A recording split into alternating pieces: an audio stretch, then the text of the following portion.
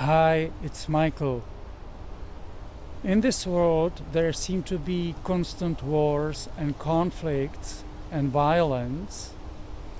Right now, in Ukraine, in Israel, and if there are no outright wars and battles to be reported in the media, then at least there is family violence and criminal activity reported and so on. So there seems to be some constant violence somewhere, eagerly reported by the media. So what hope the mankind has when it is in such a state?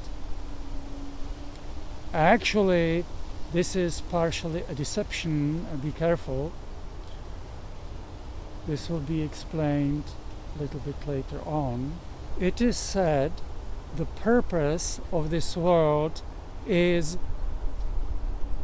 as a evolutionary stage where the entities that are in the world can experience their understanding of life, which means we are experiencing our understanding of life, and this is of course true everywhere in existence. It's just that at this level in this world, it's in this domain of physicality and the human mind, the human ego. What you see happening in this world is the product of the human mind, of the human ego. Some people ask, well, where is God in this? How can God allow this to happen? Where does God come into the picture? This can be a trap. Existence, God, whatever you want to call it, allows this to happen on purpose. How else are you going to experience your understanding of life without limits? Unlimited. If something would limit you and say, well, you can experience this, but you cannot experience this, well, what kind of evolutionary mechanism would that be? This world is like a sandbox that is given to children to play in. Now, so you give children a sandbox, you let them play in it, and you let them play in it any way they want. You don't intervene. Positive children play positively, share and have fun. Negative children argue, steal each other toys, fight, and so on. And what hope the mankind has in all this? Actually, the energy of the world has increased and has been increasing, and positivity, love is dominant in the world, which is obvious when you consider that if violence would be the dominant force, then the world would self-destruct, and it hasn't self-destructed and is nowhere near self-destructing. Kindness and love are counterbalancing, more than counterbalancing all the negativity. It's just they are not reported on the media. Now, as already mentioned, the media love reporting violence of any kind. If it's not wars, then it's buses falling off a cliff full of children, or cops shooting somebody, or somebody shooting cops, or domestic violence, whatever it may be. The media loves to report it, and many people love to hear it. And here is a dangerous trap. Innate within the human ego is the desire to kill, as it has been well explained by Dr. David Hawkins, and as it is obvious. There is no need to feel guilty or angry about it or trying to deny it. It is there. It is part of the animalistic ego. It's just the question is to what degree it is active in your life. If you're mostly positive, then your life counterbalances that drive. And with people that are messed up, that are fragmented, well, there is no such counterbalance, and then this drive to desire to kill comes through, and then violence is demonstrated. Or if it's not violence, it is at least fascination with violence. And we have to be very careful. There is a very dangerous spiritual snare in this. Taking sides, judging this violence. The human mind loves to take sides, loves to have opinions, and loves to judge. They should do this. When we agree with something, when we stand behind something, in other words, when we align with something, we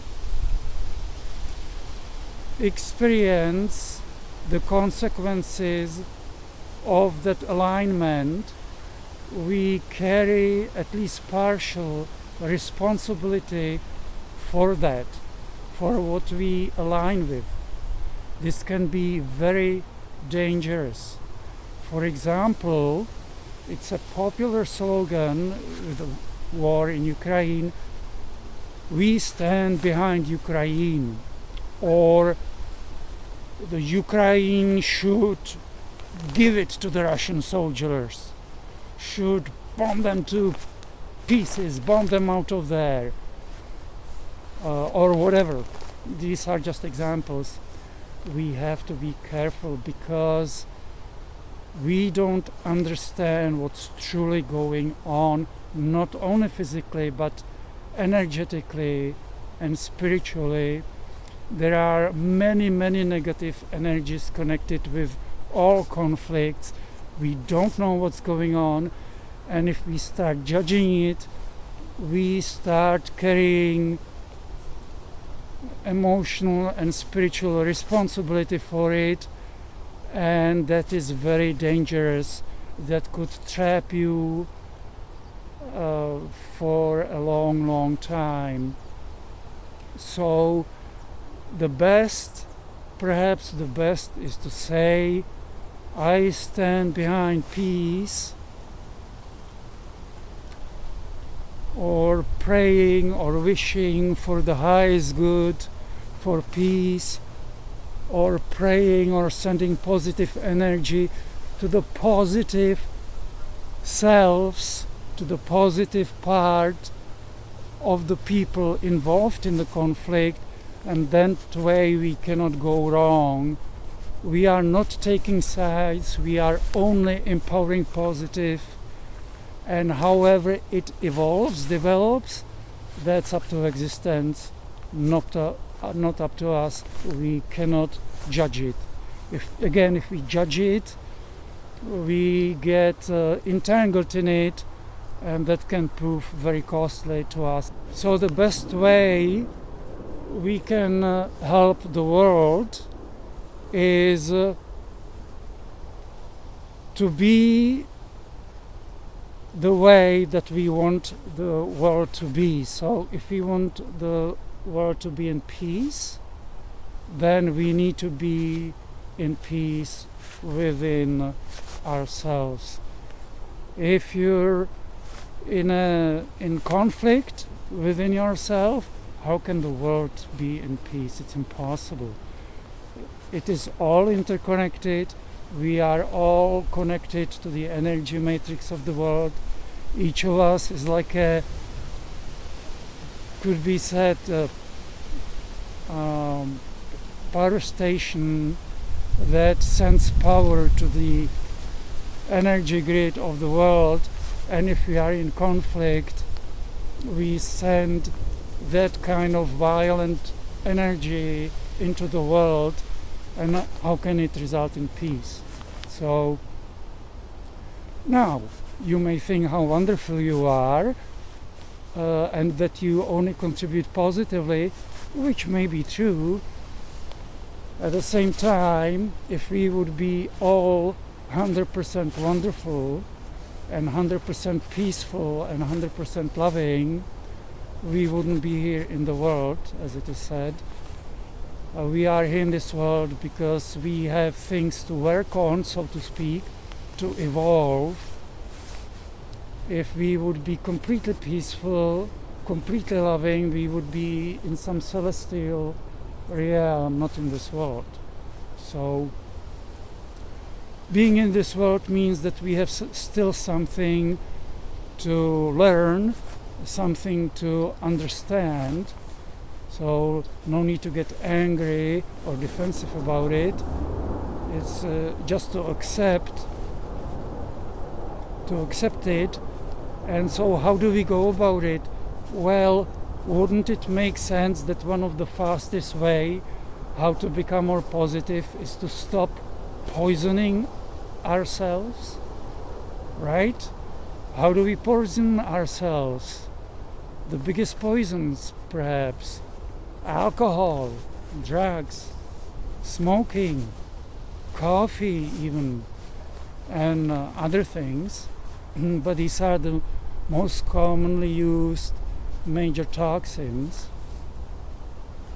On top of that, defragmenting our system with the help of chiropractic, and striving to be as kind as we can, not only towards others but towards ourselves, right? The ripples radiate from us, so if we are not kind towards ourselves, how can we be kind towards others? It's impossible, right? So that's it for this talk. Oh, one more thing. And of course, asking existence, asking the divine for help. And if you find this unappealing, this mentioning of divinity, if it puts you off, or mentioning of existence, if it puts you off, then there is still some kind of immaturity in you. You don't need to get angry or defensive. That's a fact. So still something to work on. You're in the right place for that. That's perfect. So I wish you healthy and joyful life, and if there are any comments, they can be left below the video or questions. And Michael out.